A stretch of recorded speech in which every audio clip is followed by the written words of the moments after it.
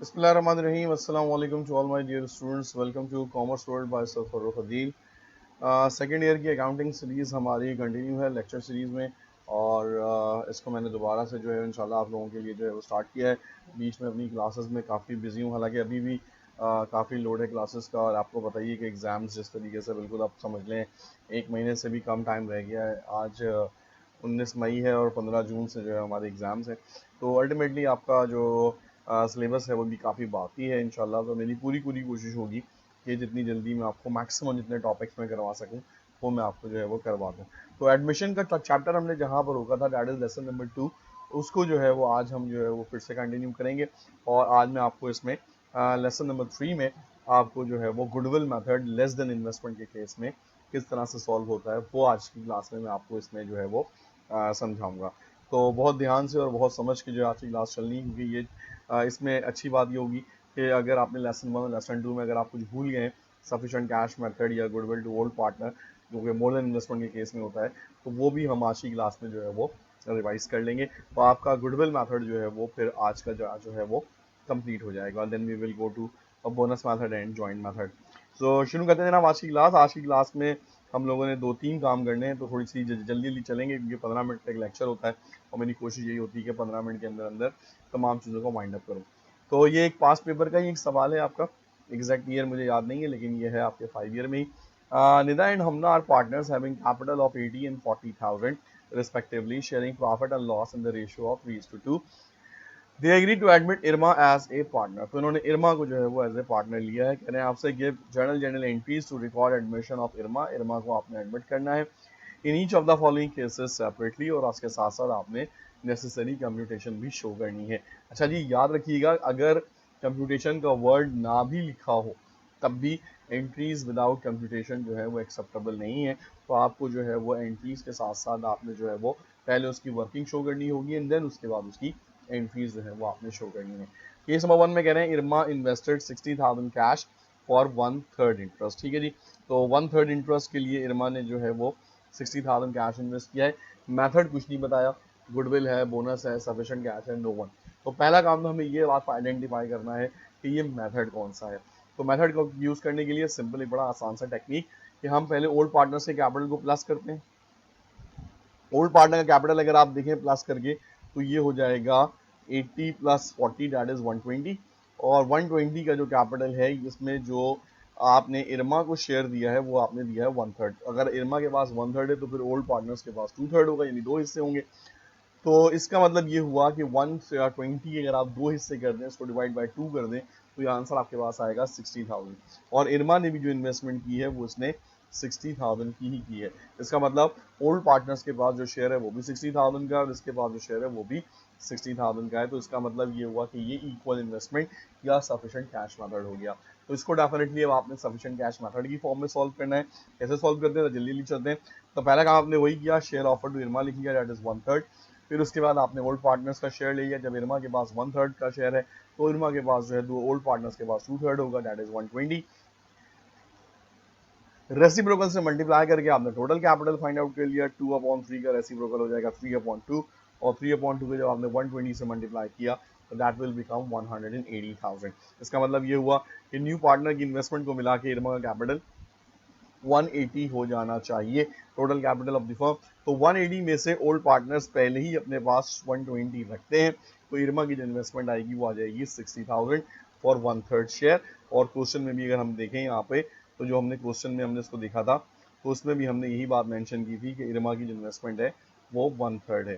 तो आपने देखें कितनी आसानी से जो है वो इसको आपने जो है वो फाइंड आउट कर लिया। फिर आप इसकी जो है वो एंट्री जो है वो बना देंगे, और वो एंट्री आपके पास वैसे ही बनेगी जैसे आपने नॉर्मली बनाई थी, that is cash debit and capital of Irma credit.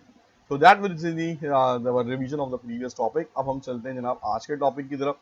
आज का जो टॉपिक है जिसमें आपको जो है मुझे केस नंबर 2 करवाना है आपको। तो केस नंबर 2 में, सॉरी ये कुछ इशू हो रहा है इसके साथ। हाँ, तो केस नंबर 2 में अगर हम देखें तो इरमा ने इन्वेस्ट किया है 50,000 कैश फॉर 1/3 इंटरेस्ट। ठीक है जी, 1/3 के लिए इरमा ने इन्वेस्ट किया है 50,000। अब आप अगर इस क्वेश्चन को ऊपर वाले क्वेश्चन से ही लिंक कर लें तो आपको बड़ी आसानी से पता चल जाएगा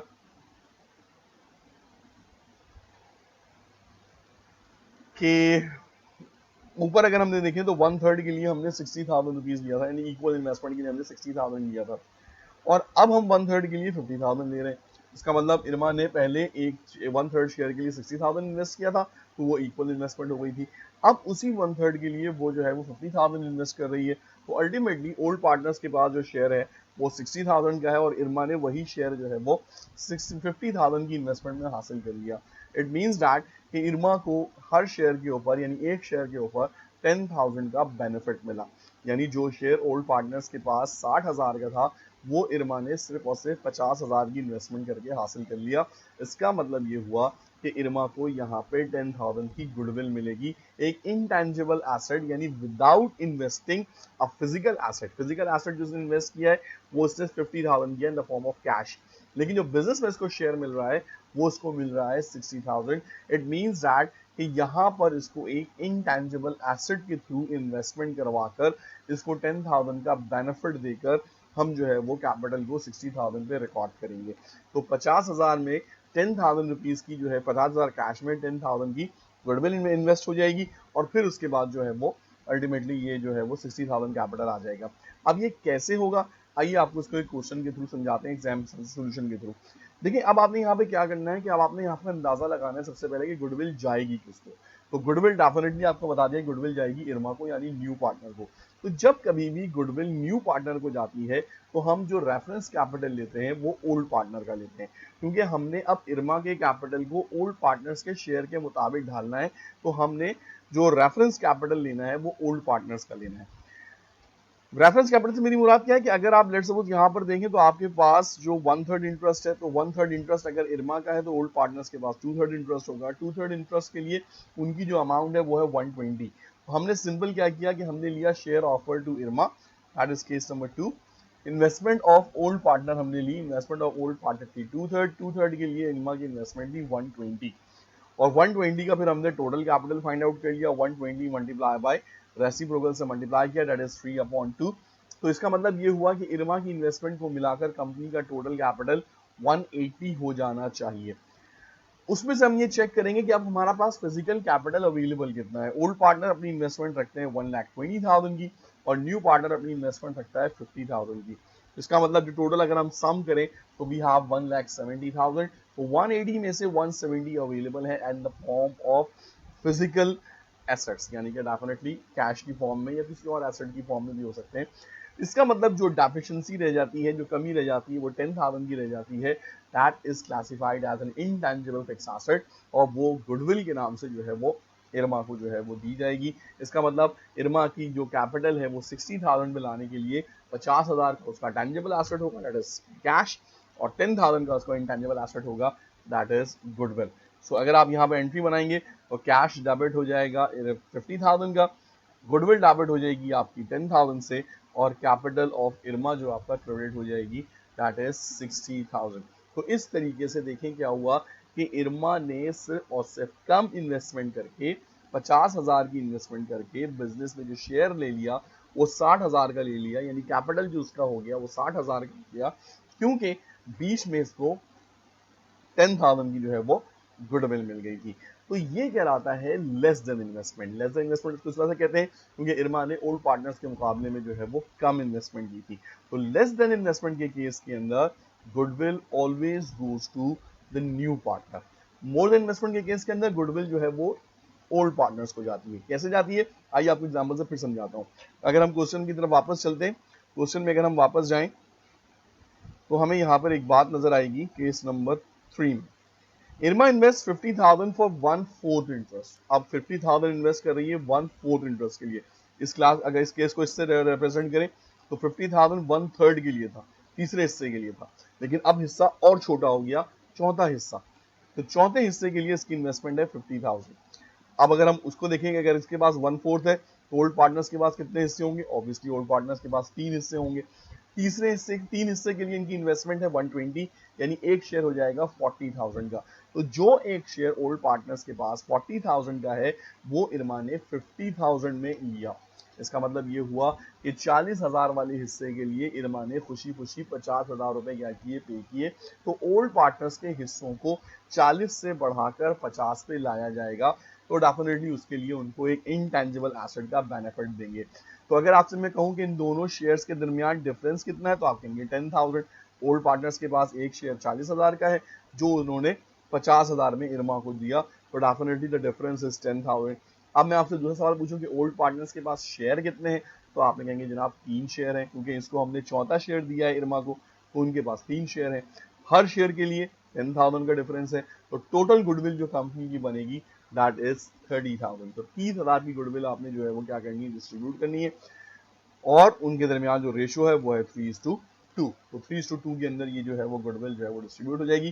कैसे होगी, अब देखिए गुडविल जा रही है ओल्ड पार्टनर को, तो जब गुडविल ओल्ड पार्टनर को जाती है तो हम जो रेफरेंस कैपिटल लेते हैं वो न्यू का लेते हैं। तो इन्वेस्टमेंट हमने स्टार्ट की इरमा से, इरमा को हमने शेयर दिया था 1/4, 1/4 के लिए हमने इससे पैसे लिए थे 50,000, रेसिप्रोकल से मल्टीप्लाई करके टोटल कैपिटल फाइंड आउट कर लेंगे, that is 2 lakh, 5 lakh multiply by 4/1, less करेंगे इसमें से total capital available. Total capital available अगर हम ओल्ड पार्टनर का देखें तो वो था 120, 80 प्लस 40 करके, और न्यू पार्टनर जो इन्वेस्टमेंट कर रही थी, इरमा कर रही थी, वो इट इज 50,000। तो physical investment that is available is 170। तो 2 लाख में से जब आपने 170 को माइनस किया तो गुडविल आ गई ओल्ड पार्टनर्स की 30,000। और मैंने आपको वहां पे वर्बली भी यही कैलकुलेट करके बताया था कि किस तरह से गुडविल फाइंड आउट की जाती है।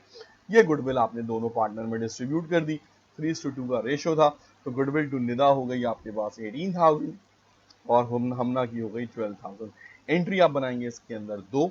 पहली एंट्री बनाएंगे गुडविल डिस्ट्रीब्यूशन की ओल्ड पार्टनर्स के लिए, गुडविल डेबिट बाय 30,000, जिसमें से capital of Nida is 18 and capital of Hamna अभी आ जाएगा ट्रांजेक्शन के अंदर। और फिर उसके बाद सेकंड एंट्री आप बनाएंगे इरमा की, तो क्या कैपिटल ऑफ निदा आपके पास 18,000 की गुडविल आ गई इसकी, और हमला की जो कैपिटल है वो 12,000 से बढ़ गया, तो टोटल गुडविल बिकम 30।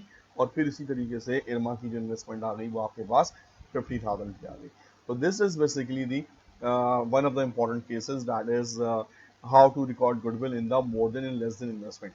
तो गुडविल के हमारे पास दो ही केसेस होते हैं, एक मोर देन का केस है और एक लेस देन का केस है। अब इसमें आपको एक चीज और बताता हूँ कि कैसे आप वर्बली बता सकते हैं बगैर देखे कि गुडविल ओल्ड पार्टनर को जाएगी या न्यू पार्टनर को जाएगी। तो यहाँ पर अगर आप देखें तो एक सेंटेंस बड़ा इंपॉर्टेंट लिखा हुआ है, यहाँ पे लिखा हुआ है the old partners do not reduce their capital. तो एक लर्निंग के लिए याद रखिएगा कि जब कभी भी सवाल में ओल्ड पार्टनर्स का वर्ड यूज हो जाए तो गुडविल जो होती है वो हमेशा न्यू पार्टनर को जाती है। दैट इज अ शॉर्टकट, याद रखिएगा ये सिर्फ एक शॉर्टकट है, और अक्सर एग्जामिनर इस शॉर्टकट को जो है वो थोड़ा रिफ्रेस कर देते हैं, बट लॉजिक ये है कि ओल्ड पार्टनर्स अपना कैपिटल चेंज नहीं करते, तो न्यू पार्टनर कैपिटल हमने बढ़ाना पड़ता है, और वो बढ़ाने के लिए हमें उसको गुडविल देनी पड़ती है। और जहां कहीं भी न्यू पार्टनर के ऊपर जो है वो सेंटेंस आ जाता है, जैसे यहाँ पे लिखा हुआ Irma invest 50,000 for 1/4 interest and is credit with the entire amount, इसका मतलब कि आप इरमा के कैपिटल को चेंज नहीं कर सकते, तो फिर हमें गुडविल बढ़ाने के लिए, हमें गुडविल देने के लिए ओल्ड पार्टनर से कैपिटल को चेंज करना पड़ता है, और ओल्ड पार्टनर कैपिटल जो होता है वो डेफिनेटली गुडविल की वजह से ही चेंज होता है।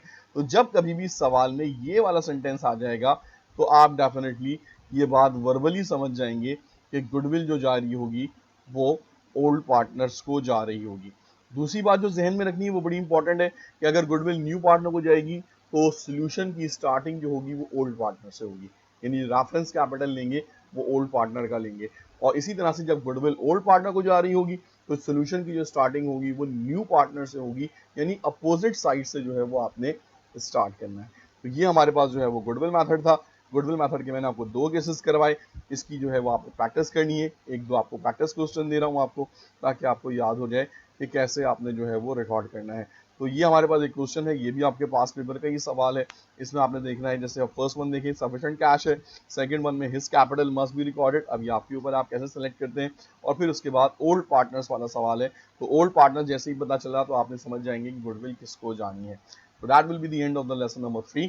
इसको आप सॉल्व करिए और कमेंट सेक्शन में इसके रिजल्ट्स को पोस्ट करिए, मैं आपके रिजल्ट्स को चेक करके फिर डेफिनेटली आपको जो है वो रिप्लाई करूंगा कि कैसे आपको इसको सही करना है और कैसे गलत करना है। नेक्स्ट क्लास के अंदर हम जो है वो इसी की एक प्रैक्टिस और करेंगे, और फिर उसके बाद जो है वो बोनस मेथड की तरफ जो है वो चलेंगे। तो that will be the end of the today's lecture. I hope कि आप लोगों को ये लेक्चर समझ में आ गया होगा। इस सवाल को यहीं पे पॉज करिए और पहले सॉल्व करें।